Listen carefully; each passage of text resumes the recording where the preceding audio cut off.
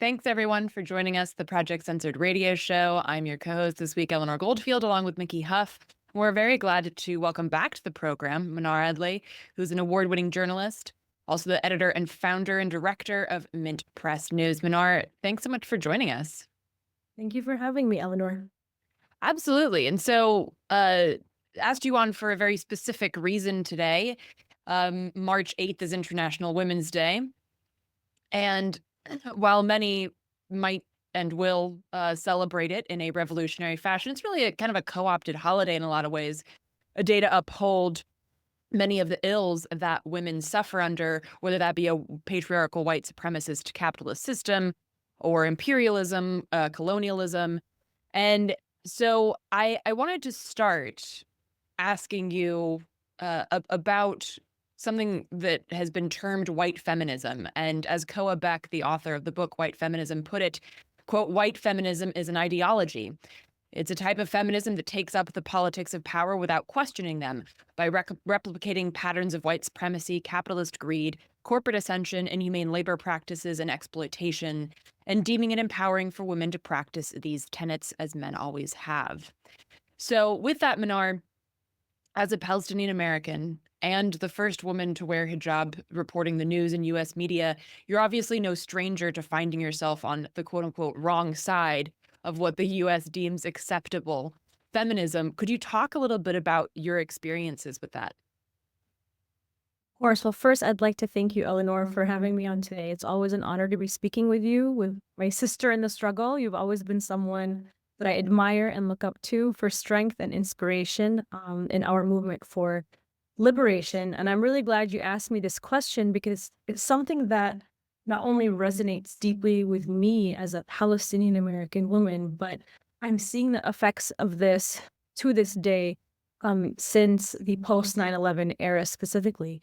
And when I talk about liberation, I'm referring to breaking the chains of colonialism and the Western idea of who deserves liberation and who doesn't. And that includes how Western feminism defines liberation for women here versus women who are maybe of color and different religion abroad.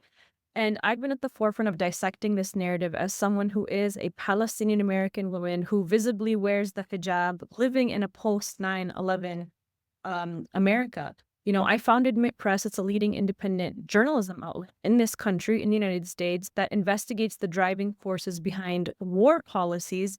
Because after 9/11, I saw how Western feminism was used as a colonial tool to justify the wars in Iraq and Afghanistan as a means to liberate Muslim women. And we're seeing the same thing happening today in Israel's occupation of Palestine and South Lebanon and Syria. And so after 9/11, when Bush announced his global war on terror, where we saw the invasions of Iraq and Afghanistan, we were flooded with images of Muslim women in those countries who were being oppressed that needed saving. I remember, and I'm sure you remember, I think we're around the same age, but we were like bombarded on our TV screens and on the front pages of like the New York Times, the Washington Post of Afghan women wearing burqas being abused and denied education by the Taliban. And of course, without any sort of context that our government and military is who funded, armed, and propped up the Taliban to put them in power. And so those images of those Taliban women wearing the burqas, having their faces covered, became like the iconic images of what people in the West understood about Islam. So Islam has now been defined just by these simple images as being backwards. It's a religion led by angry brown men who are controlling and barbaric, ruling over oppressed women. These women could not think for themselves. They're forced to cover, they're being denied their basic human rights. But, you know, again, without the context that this, you know, ideology that the Taliban and others were following is called Wahhabism, which is directly funded by the West and is used to keep the war on terror fueled and people in those countries oppressed. And so this Islamophobia campaign has had really, horrific effects because it dehumanized billions of Muslims around the world to justify two illegal wars the US launched that killed more than 2 million people, most of which were women and children. And despite the successes of this program to supposedly save Muslim women, it was Muslim women in the West who wore the hijab who were being violently attacked and having their hijabs ripped off of their heads. And they were the victims of hate crimes. So this shows how this colonial tactic, which was sold to free Muslim women, was actually dehumanizing us to the point of not being worthy of life, whether it was abroad or here. You know, that life, freedom, and liberty, we were not worthy of those things if we decided to practice wearing the hijab. And so the effects of that did not go away. In fact, they are still evident in the way that Muslim women are perceived in the media. They view the hijab as a patriarchal mechanism of oppression. So it's on the West to save Muslim women and liberate us. And part of that liberation has meant to undress us too. It's like, there's nothing wrong with a woman not wanting to wear hijab or wanting to wear the hijab. But these rules are being imposed on us by governments that have no moral superiority. These are the same governments that are using white phosphorus chemical weapons to drop bombs, to starve women, to kill women and children. And so they have no moral superiority to tell women how to liberate themselves. And so we at Mit Press have spent the last decade trying to dissect this war narrative to look at, different functions of different narratives and how they're being used as tools to oppress people and justify and dehumanize them abroad. And I believe this is one of the tools that is being used.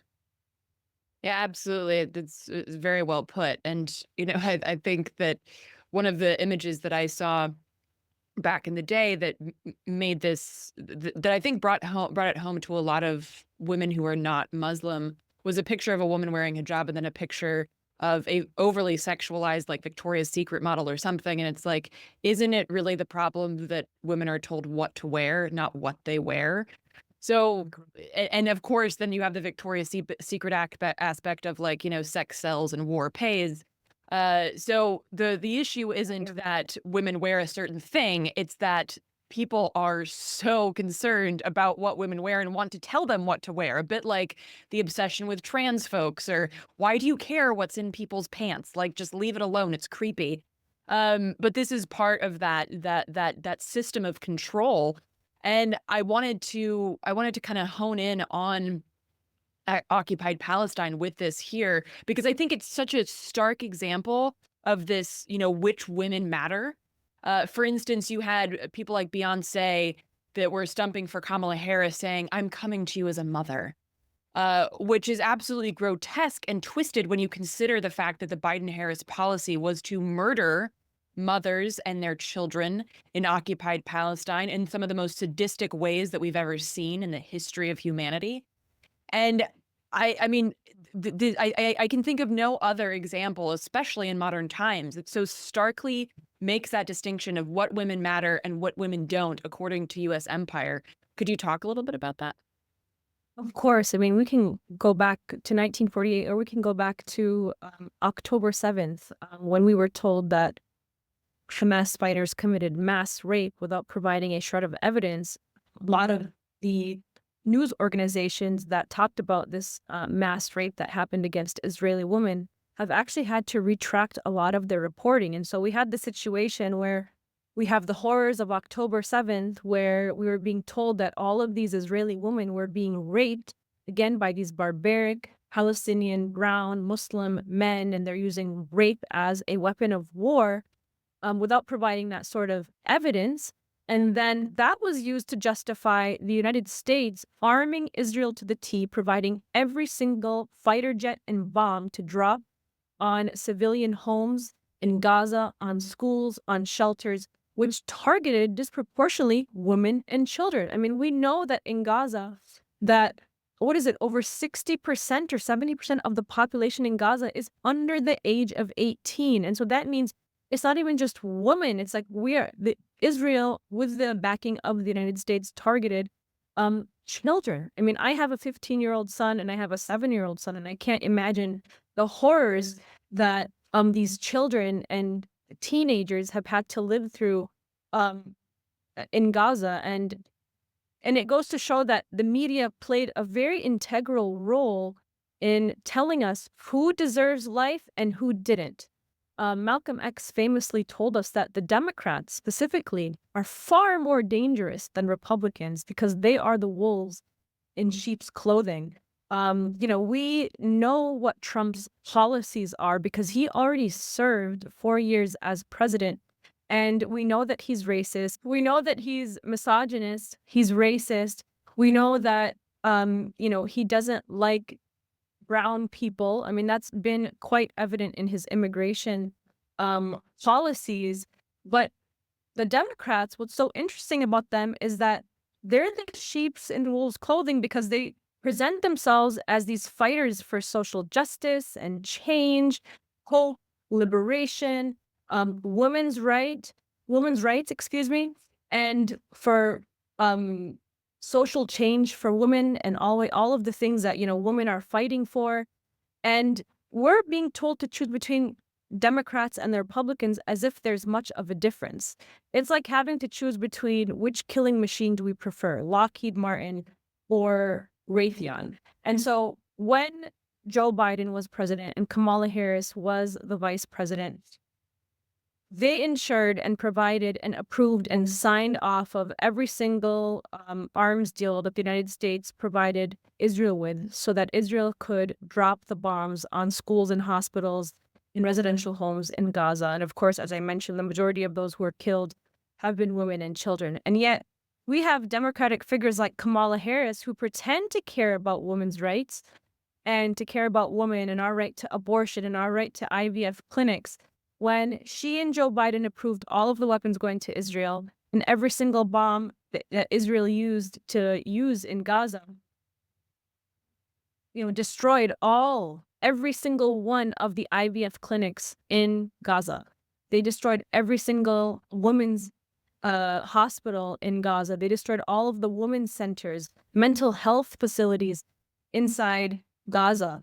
And it's so interesting because the Democratic Party, despite having this, walking the talk of, we support women's rights, they are so completely out of touch with their voter base.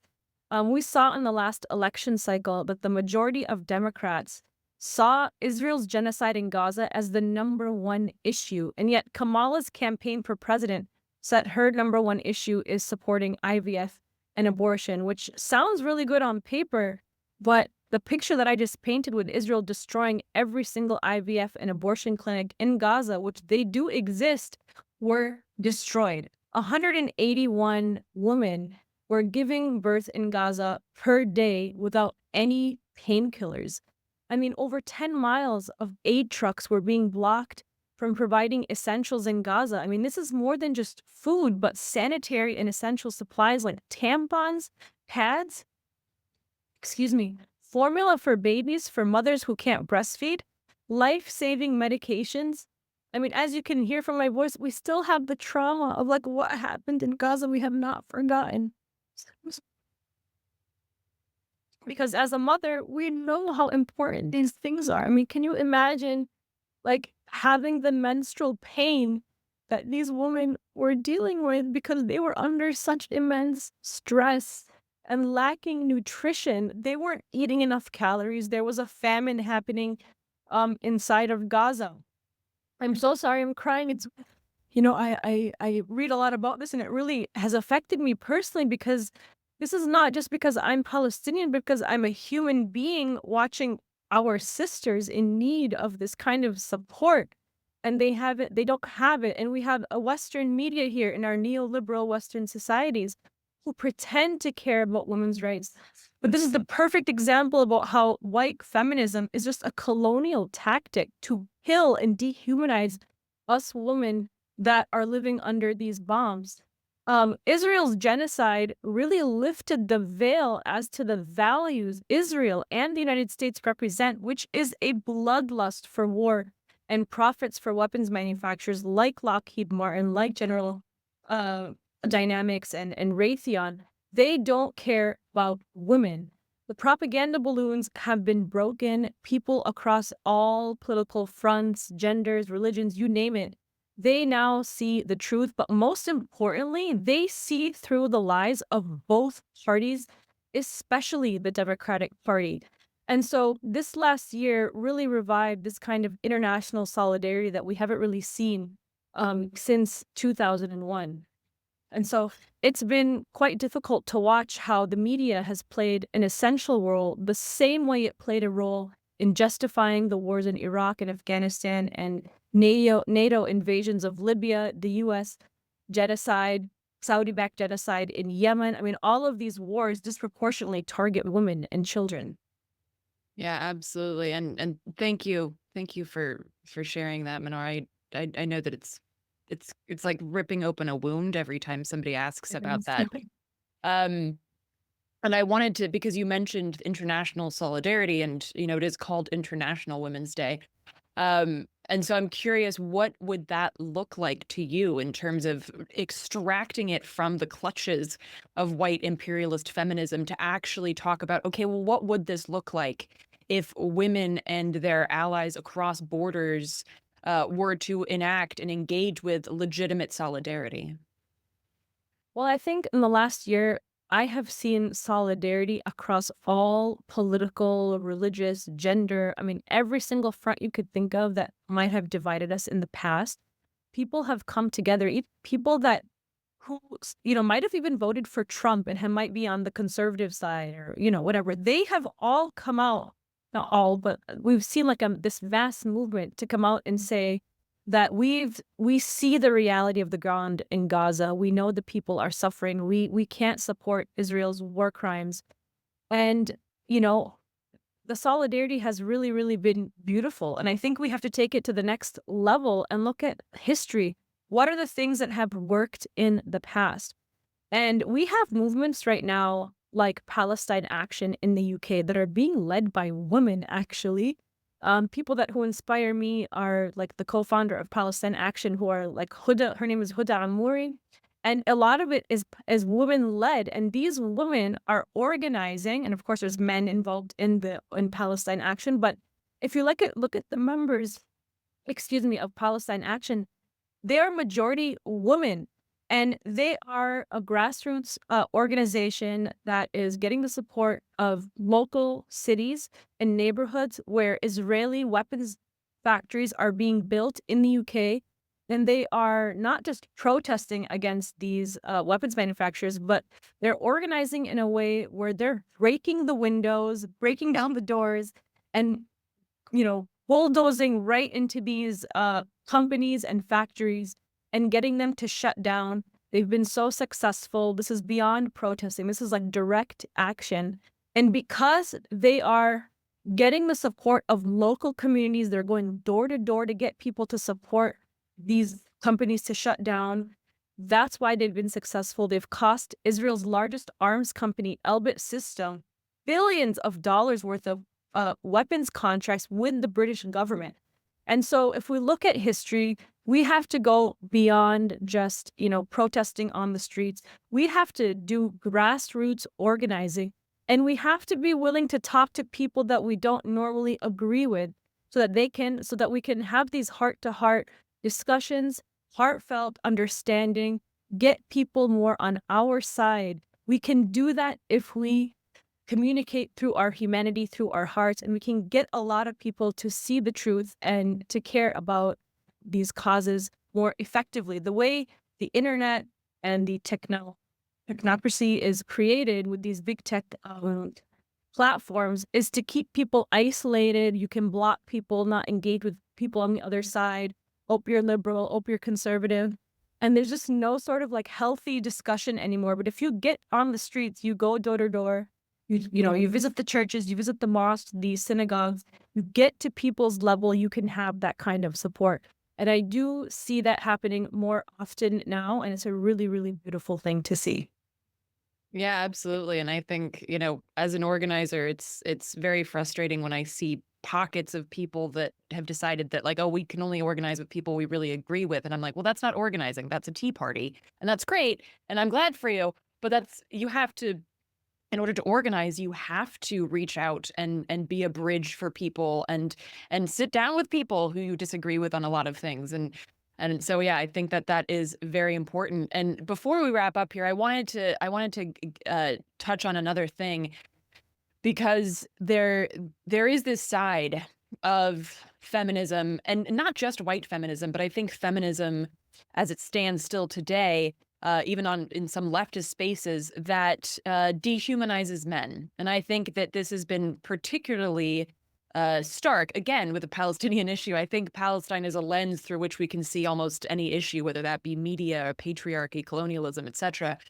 Um, and how it's necessary for feminism to recognize how patriarchy destroys men, and how that our job has to be as women to recognize that and to bring men in on that level, and to basically stop dehumanizing them as patriarchy does, right? That just kind of it breaks men down and builds them back up in the image of the system, which is rageful. And so I'm curious if you could talk a little bit about more about how you feel that feminism, like a legitimate revolutionary feminism, can do a better job of incorporating men, not just as a mother of two boys, but also as a Palestinian American woman who has seen how starkly the media has dehumanized Palestinian men to the point that they're almost never mentioned unless it's the terrorists, right? Like, we talk about the death toll being women and children, but they're also men. So I was wondering if you could talk a little bit about that aspect of feminism, including men and boys. You know, it's so interesting to see how the media has played such an integral role to kind of create this very, very narrow lens of what Muslim men are and have been in their role in the Middle East, which has been, patriarchal, aggressive, domestic violence, angry, aggressive, all of these things that are negative and toxic traits of that are just they exist in every society, but that doesn't mean that the majority of men are like that. I mean, look at what we saw in Gaza. It was the men wearing their flip-flops, the fathers, they were pulling the women and children and other little boys out of the rubble. The surgeons, the male surgeons that were, just crying on screen, talking about the horrors of the things that they've seen children have to go through in the hospital rooms. The fathers that were picking up the pieces of their children, the body parts of their children, their wives, putting them in plastic bags. These are the men of Palestine and Gaza. These are the men that have been carrying the weight um, of all of the trauma that everybody is going through. They're trying to they're trying to help and save people while also trying to take care of their families for those that did survive, and still make them, take a gentle approach to make their wives and children feel safe. We also saw the videos of, the fathers cuddling with their children. I mean, these are the images of normal men. These are not like different. Like, this is how they're human beings. And so I personally think that we need to take a holistic approach to creating change, which I believe begins healing uh, these generational trauma wounds that we have, because oppression harms the spirit. And this doesn't just affect, Palestinian and Muslim men. Yes, we've been at the we've taken the brunt of this kind of abuse by the media. But if we look at like a lot of the research in community health and psychology that has affected like Black Americans, Native Americans, and Latino communities who have been victims of like mass incarceration, for example, or state funded and state sanctioned violence and systematic like discrimination in schools and workplace, healthcare, and housing. Due to these conditions, racial and ethnic minorities in the US, just like Muslims and Palestinians, suffer disproportionately from mental and physical illnesses, all linked to stress and trauma. And so that really is where we have to begin and create a safe space for both men and women to come together. And I do see that. I think people are able to see past this narrow lens that the media has created in terms of like the role of men in the movement. But I see men interlocking their hands with the women in the movement, and that's such a beautiful, beautiful thing. And so we need to see more of that by um, creating that space for each other to feel safe so that we can heal these wounds And I do believe like my role as a mother who has two boys is to heal that generational trauma. I don't want my sons to be watching the news and media to have to have this subconscious programming about their own selves that there's something wrong with them because they're Palestinian or that they are Muslim. I want them to feel empowered. And I feel like that really starts with the parents, of course. Like myself, I have privilege to live in this country, to have the ability to heal those wounds. Yes, I am traumatized by the things that I lived through under Israeli occupation and apartheid, and I'm deeply, deeply wounded by the images that I saw coming out of Gaza. But I also have this privilege living in this country to be able to, peel each layer of trauma and wounding that I have so that I can ensure that I don't pass on that trauma to my boys and to ensure that I create a safe space at home for them so that they can always, because, healing always, of course, starts with safety. And so creating that safe space for them, and it all starts with healing my own self so that my boys can lead the next generation of men who are healed. They're still aware of the world's ills, but at least they have the correct tools and they feel empowered to deal with them. Yeah, absolutely. As the mother of a son, I absolutely agree with that 100%. And Mnar, thank you so much for taking the time and the energy, absolutely, to sit down with us and discuss this very important topic. And I wish everyone a very revolutionary and non-white supremacist and imperialist International Women's Day. Thank you.